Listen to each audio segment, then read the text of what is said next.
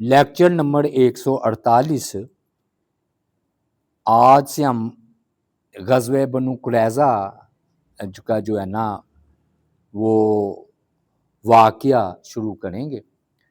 تو غزوہ خندق کے بعد جو ہے نا یہ غزوہ بنو قریظہ جو ہے وہ پیش آیا۔ سبب کیا بنا وہ ہم غزوہ خندق میں بتا چکے ہیں کہ ابو سفیان کا جب لشکر آیا تو بنو قریظہ کو انہوں نے کہا کہ آپ نے پیچھے سے جو ہے نا حملہ کریں، تو وہ تیار ہو گئے تھے، وہ مان گئے تھے۔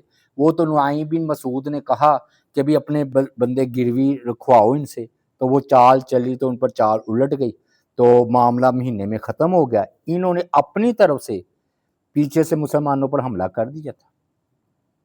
تو ہوا یہ کہ یہودن نے نا، ایک یہودی عورت تھی، اس نے خواب دیکھا، تو اس کو نا شدید گھبراہٹ نے نا آ لیا۔ تو یہ نا نباش یہودی تھا، ایک نباش اس کی بیوی تھی، کہ اس نے خواب دیکھا کہ مسلمان خندق کے محاصرے کی تکالیف برداشت کر رہے تھے خواب میں۔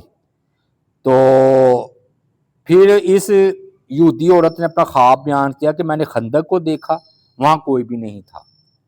پھر میں نے دیکھا کہ لوگوں نے ہماری طرف رخ کر لیا ہے جبکہ ہم قلعے میں ہیں۔ پھر ہمیں اسی طرح ذبح کر دیا گیا جس طرح کہ بکریوں کو ذبح کر دیا جاتا ہے۔ پھر وہ نیند سے بیدار ہوئی، اپنے خامند کو یہ خواب جو ہے نا اس نے سنایا۔ تو زبیر جو اس کا خامند تھا فوراً بولا کہ یہ تعبیر یہ ہے کہ قریش پیٹ پھیر کر بھاگ نکلیں گے، یعنی کہ تم دیکھا نا خندق کا حصہ خالی ہے تو وہ تو چلے گئے، اور محمد صلی اللہ علیہ وسلم ہمارے قلعے کا محاصرہ کر لیں گے، اور ہمیں بھی اسی طرح سخت مصیبت کا سامنا جو ہے وہ کرنا پڑے گا۔ اب نا حضرت عائشہ صدیقہ کے مکان میں نا ظہر کا وقت تھا، نبی علیہ السلام نے نا غسل کیا، اور پھر آپ نے نا دیکھا کہ سیدنا جبریل علیہ السلام جو ہے نا ریشم کا امامہ لپیٹے ہوئے پلان پر خچر پر کو آ رہے ہیں، اور کہنے لگے کہ اے اللہ کے رسول کیا آپ نے ہتھیار اتار دیے ہیں؟ جبریل علیہ السلام نے کہا، آپ نے فرمایا ہاں۔ تو جبریل علیہ السلام نے کہا فرشتوں نے ابھی کوئی ہتھیار نہیں اتارے۔ مطلب یہ تھا کہ قریش کا تعاقب کر کے ہی واپس چلا آ رہا ہوں، تو یعنی کہ میں نے ان کو بھگا دیا قریش کو، جبریل علیہ السلام نے کہا۔ تو اللہ تعالیٰ نے بنو قریظہ پر چڑھائی کا حکم دیا کہ اب ان کی باری ہے، میں بھی آگے آگے جا رہا ہوں، یعنی کہ میں پہلے ان کے قلعوں میں جاتا ہوں تو اور ان کے قلعوں میں نا زلزلہ برپا کر دوں گا۔ فرشتے تھے جو مرضی کریں۔ ایک روایت میں ہے کہ نبی علیہ السلام خندق سے واپس آئے، آپ میرے پاس تھے، آپ گھر میں بیٹھے تھے کہ ایک بندہ جو ہے نا ظاہر ہوا، اس نے سلام کیا، آپ ایک دم گھبرا کر نہ بیٹھ گئے، اور آپ کے پیچھے میں بھی کھڑی ہو گئی، دیکھا تو وہ دحیہ کلبی رضی اللہ تعالی عنہ تھے۔ تو آپ نے فرمایا یہ جبریل تھے، یہ نا دحیہ کلبی کی شکل میں آتے تھے، صحابی ہیں ایک، تو جبریل علیہ السلام آتے تھے نا دحیہ کلبی ان کی شکل میں آتے تھے۔ تو انہوں نے مجھے حکم دیا جبریل علیہ السلام نے کہ میں بنو قریظہ کی طرف جاؤں، اور یہ بھی کہا کہ آپ نے ہتھیار رکھ دیے ہیں لیکن فرشتوں نے ابھی ہتھیار نہیں رکھے، ہم مشرکین کا تعاقب کرتے ہوئے انہیں ہمراہ الاسد تک چھوڑ آئے۔ پھر نہ آپ نے فرمایا بلا شبہ میرے صحابہ تھکن کا شکار ہیں، اے جبریل آپ کچھ دن مہلت نہیں دیں گے، یعنی کہ ذرا آرام کر لیں، 2-4 دن بعد چلے جائیں گے۔ تو جبریل علیہ السلام کہنے لگے آپ ان کی طرف جائیے، میں اپنا گھوڑا ان کے قلعوں میں داخل کر دوں گا، پھر میں انہیں توڑ کر رکھ دوں گا۔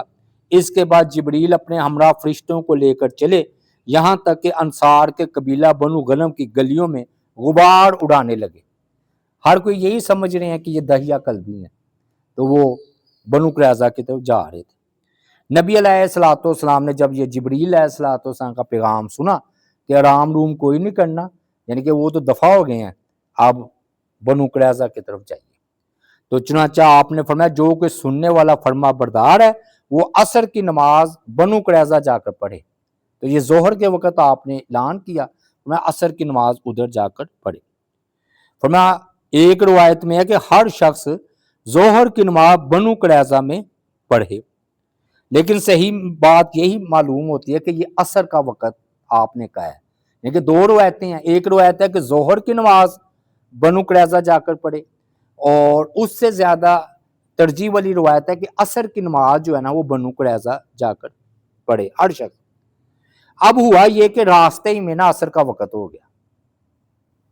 بعض صحابہ کرام نے کہا کہ نبی علیہ الصلوۃ والسلام کا مطلب یہ تھا کہ اگر پہنچ سکو جلدی سے تو ادھر جا کر عصر کی نماز پڑھنا، اگر اب راستے میں عصر کی نماز کا ٹائم ہو گیا ہے تو ہم پڑھ لیتے ہیں۔ تو بعض صحابہ کرام نے عصر کی نماز پڑھ لی راستے میں، تو بعض نے کہا نہیں، آپ کا مطلب ہی یہی تھا کہ بنو قریظہ جا کر عصر کی نماز پڑھنی، وہ اب غروب آفتاب کے بعد پہنچے تو انہوں نے پھر بعد میں عصر کی نماز پڑھی۔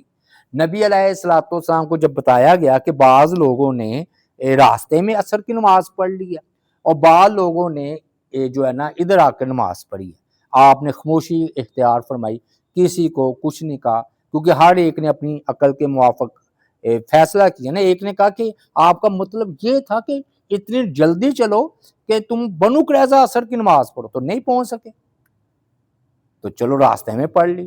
دوسروں نے کہا نہیں، مطلب ہی یہی ہے، وہ مغرب کے بعد انہوں نے جا کے عشاء کے بعد جا کر نا وہ نماز پڑھی۔ ادھر سے نا پھر بعض علماء نے جو ہم فقہا نہیں یہ امام ابو حنیفہ استدلال کرتے ہیں تو آپس میں اختلاف ہو جاتا ہے، تو دیکھیں ایک ہی حدیث ہے، فہم الگ الگ ہوگی اور آپ نے کسی کو غلط نہیں کہا۔ تو بعض اوقات اتنی گنجائش ہوتی ہے کہ حدیث کے الفاظ سے ہر اپنے اپنے فہم کے مطابق عمل کرتا ہے تو وہ مجرم یا گنہگار نہیں ہوتا۔ ہاں، اب حافظ ابن حجر عسقلانی رحمۃ اللہ علیہ نے ظہر اور عصر کی بھی تطبیق دی ہے، کہتے ہیں جو آپ نے یہ فرمایا نا کہ ظہر کی نماز جا کر ادھر پڑھو، اس کا مطلب یہ تھا کہ جب آپ نے اعلان کیا تو ظہر کا وقت تھا، تو کئی صحابہ نے ابھی ظہر کی نماز بھی نہیں پڑھی تھی کیونکہ جنگی ماحول تھا نا، تو ابھی آپ سارے ابھی فارغ ہی ہوئے تھے، تو ابھی کسی کی ظہر کی نماز بھی رہتی تھی، تو اس لیے کچھ نے پھر راستے میں ظہر کی پڑھ لی، ادھر جا کر عصر کی پڑھی۔ تو آپ نے فرمایا ظہر کی نماز بھی بنو قریظہ جا کر پڑھے، ادھر نہ پڑھے، یعنی اتنی تیزی سے بنو قریظہ کا جا کر محاصرہ جو ہے وہ کر لے۔ پھر نہ نبی علیہ الصلوۃ والسلام نے حضرت علی کو بلایا، بلانے کے بعد جھنڈا ان کے سپرد کیا، جھنڈا بھی ہوتا ہے نا ایک، جھنڈا ان کے سپرد کیا اور زیرہ اور خود پہنی حضرت علی نے، نبی علیہ الصلوۃ والسلام نے اپنے ہاتھ میں آپ نے ڈال اٹھائی اور صحابہ کے درمیان گھوڑے پر سوار ہو کر چل دیے، اور صحابہ کرام نے بھی اسلحہ پہن لیا پھر دوبارہ سے، یعنی کہ جنگ پھر ہوگی، اور جس کے پاس گھوڑے تھے وہ گھوڑے پر سوار ہوئے، جو پیدل تھے وہ پیدل چل پڑے۔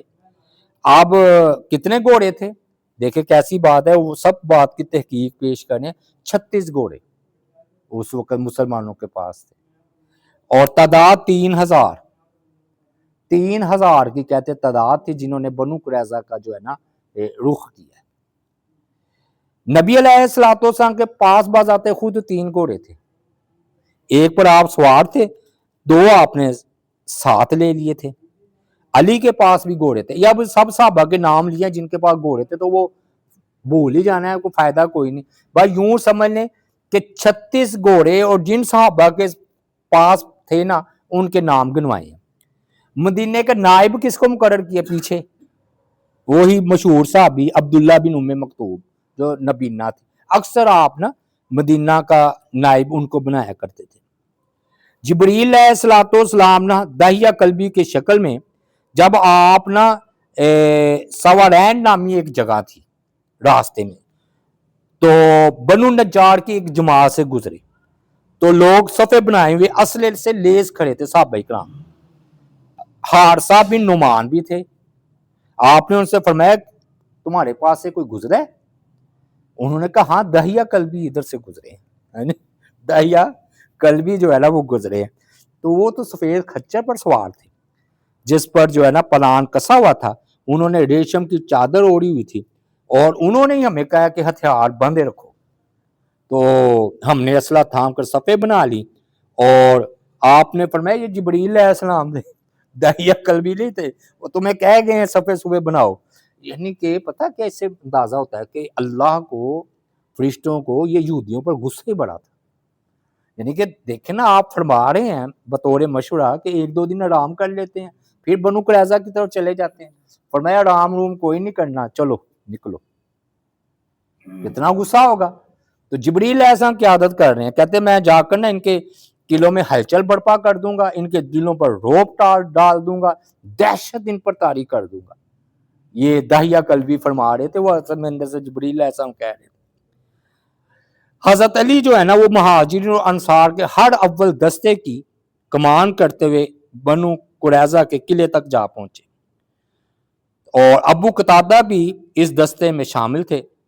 وہ بیان کرتے ہیں کہ جب ہم وہاں پر پہنچے تو یہود کو یقین ہو گیا، یہودیوں کو، بنو قریظہ کو، کہ اب جنگ کیے بغیر کوئی گزارا نہیں ہے. سیدنا علی رضی اللہ تعالیٰ نے قلعے کی دیوار کے پاس جھنڈا گاڑ دیا. یہودی مرد عورتیں قلعہ بند ہو گئے، یعنی کہ انہوں نے دروازے دروازے اپنے بند کر لیے. چھتوں پر چڑھ کر نہ بجائے دیکھے کتنی خبیث قوم ہے یہ، اس واقعی یہ قتل ہونے کے لائق ہی تھی. انہوں نے نا عورتیں، بچے، مرد چھت پر چڑھ گئے. اب آوازیں آ رہی ہیں، انہوں نے ازواج مطہرات کو گالیاں نکالی، نبی علیہ السلام کی بیوی کو. ہاں جی. اور آپ جو ہے نا انہوں نے کہا کہ تلوار ہی ہمارے درمیان فیصلہ کرے گی. اس طرح غصے، گالیاں نکال رہی ہیں عورتیں، سمجھ آئے نبی علیہ السلام کو، آپ کی بیویوں کو.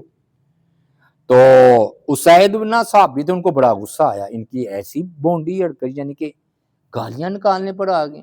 انہوں نے کہا اللہ کے دشمنوں، ہم تمہارے قلعے کا محاصرہ کیے رکھیں گے یہاں تک کہ تم بھوکے مر جاؤ گے، ہم نے محاصرہ نہیں چھوڑنا. باہر سے تمہارا تعلق ٹوٹ گیا.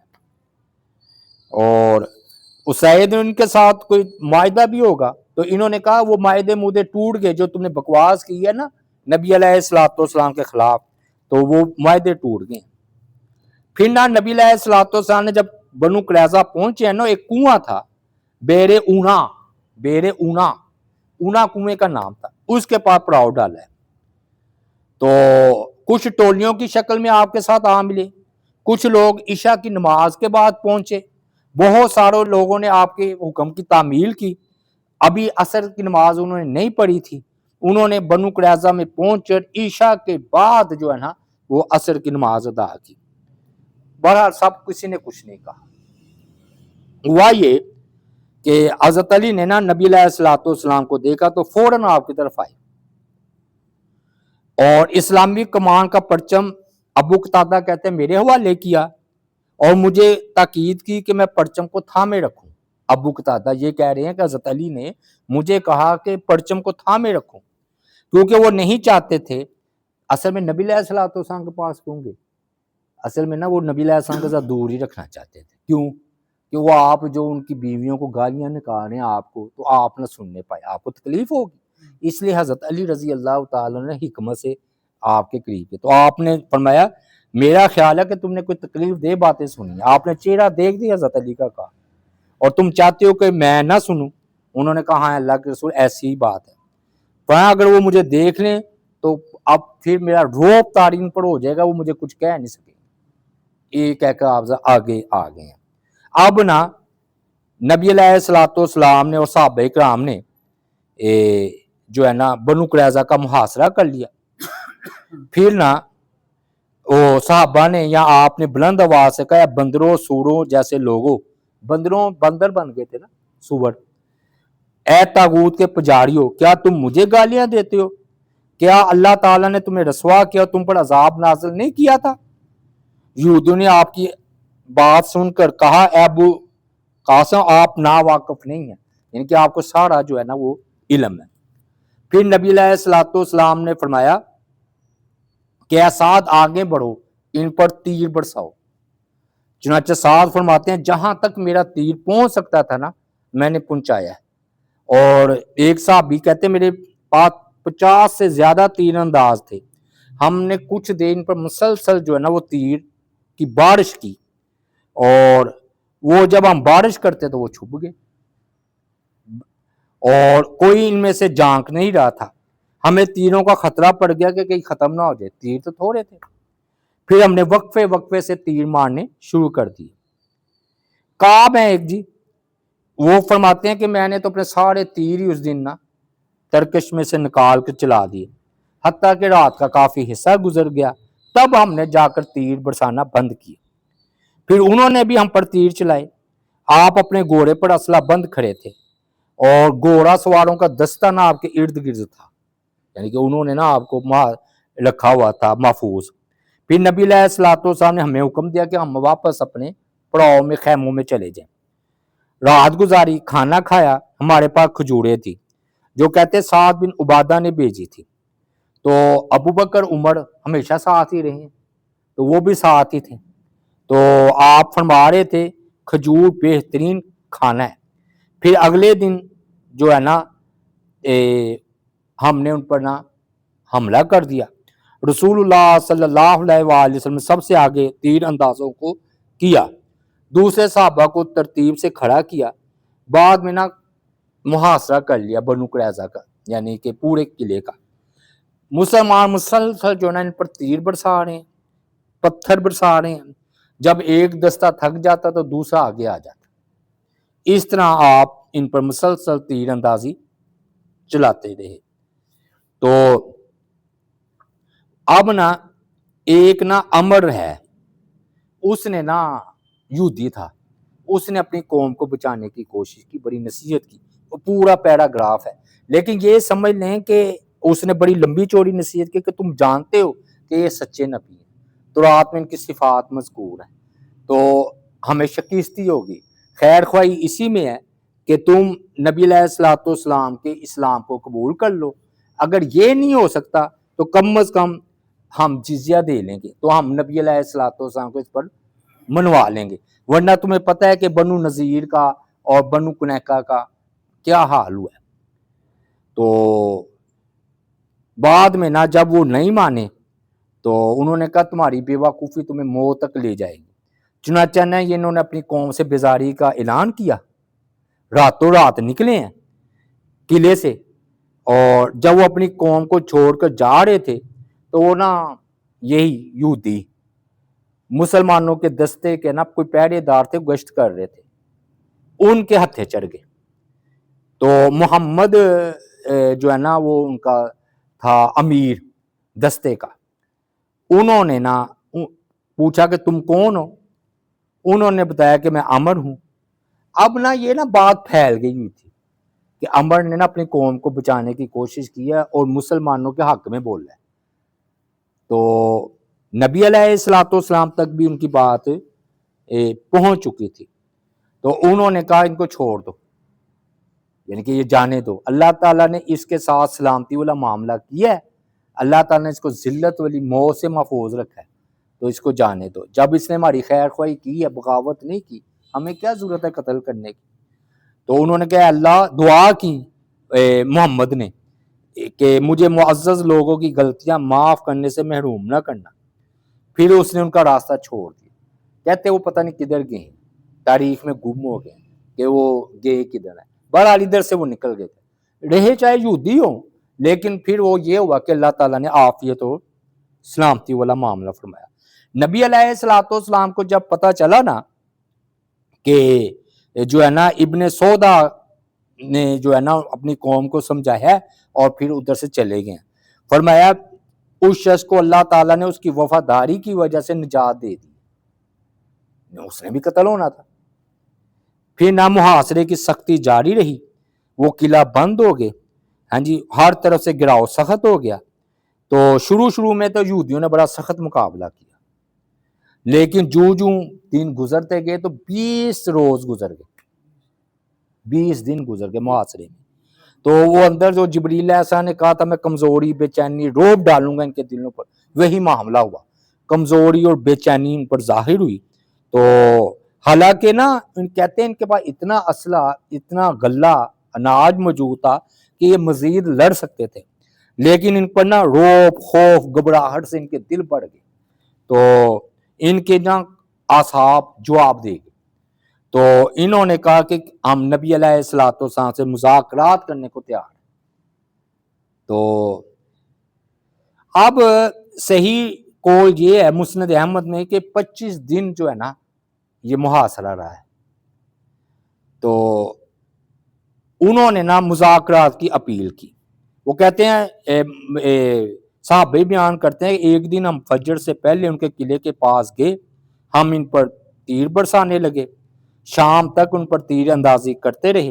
نبی علیہ الصلوۃ والسلام نے جہاد اور صبر کی ترغیب دلائی, رات بھی ان کے قلعوں کے پاس گزاری, حتیٰ کہ انہوں نے جنگ بندی کا اعلان کر دیا, یعنی کہ سمجھ لیں ہتھیار پھینک دیے.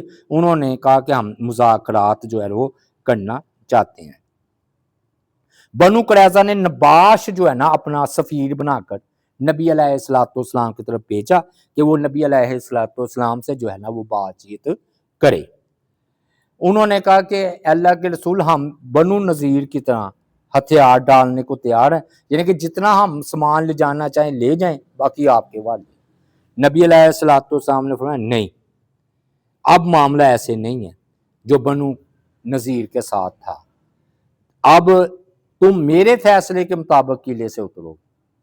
آپ نے سختی سے کہا, اللہ کا حکم بھی ایسے ہی ہوگا.